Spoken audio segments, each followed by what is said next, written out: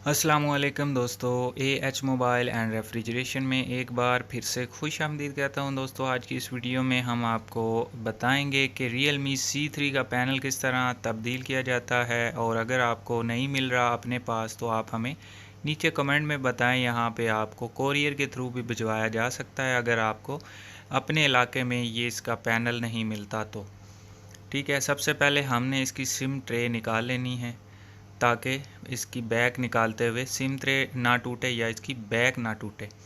अब इसकी बैक हमने दोस्तों ओपन कर ली है। उसके बाद कुछ पेच लगे होते हैं यहाँ पे, ऊपर वाली साइड हमने खोलनी है क्योंकि इसकी स्क्रीन का सिस्टम सिर्फ ऊपर वाली साइड से है।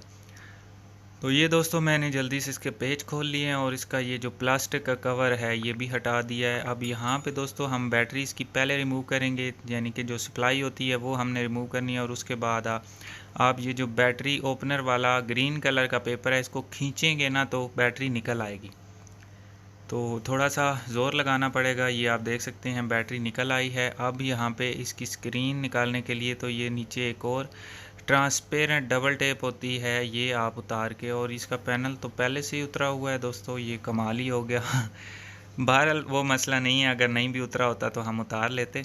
अब दोस्तों ये मेरे पास दूसरा पैनल है, नया ओरिजिनल पैनल है, ठीक हो गया।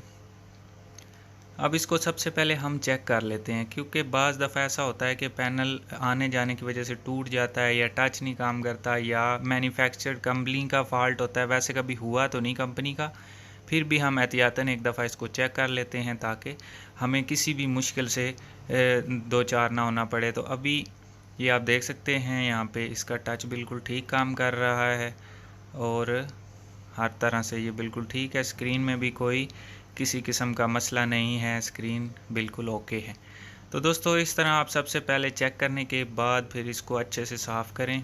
मोबाइल को अभी मैं बंद कर लेता हूँ। तो उसके बाद हमने मोबाइल की फ्रेम यानी कि जो इनर होता है इसको अच्छे से साफ़ कर लेना है। और ये जो इसका एयर स्पीकर है ये ज़्यादातर लोगों के बंद होते हैं, यानी कि मिट्टी जाने की वजह से ना बंद होते हैं, तो इसको आप कस्टमर को लाजमी साफ़ कर दें। ये फ्री सर्विस है और कस्टमर इससे काफ़ी मुतमईन होता है, खुश होता है कि इसने सफाई की है।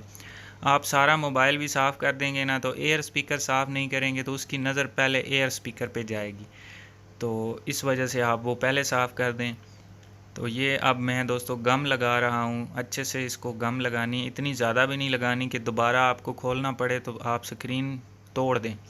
इस वजह से मुनासिब सी गम लगानी है और पैनल को नीचे वाली साइड से पहले फ़िटिंग करनी है जिधर इसकी स्ट्रिप होती है, क्योंकि वहाँ पे स्ट्रिप अगर टेढ़ी हो जाए, ऊपर से आप पहले लगा देंगे तो नीचे से हो सकता है टेढ़ी हो जाए, तो इस वजह से हम सबसे पहले लगाएंगे नीचे की तरफ से।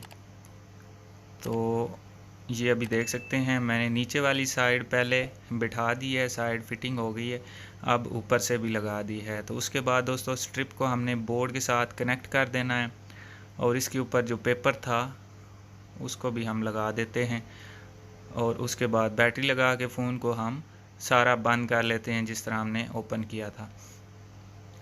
तो अभी दोस्तों फ़ोन मुकम्मल तकरीबन बंद हो ही चुका है, इसका पिछला ढक्कन लगा देना है और उसके बाद मैं इसको आपको ऑन करके दिखाता हूँ कि फ़ोन हमारा ऑन हो रहा है, क्योंकि फ़िटिंग के बाद भी कोई मसला आ सकता है। तो ये दोस्तों आप देख सकते हैं फ़ोन हमारा सक्सेसफुली ऑन हो गया है और ये इसकी पुरानी स्क्रीन है।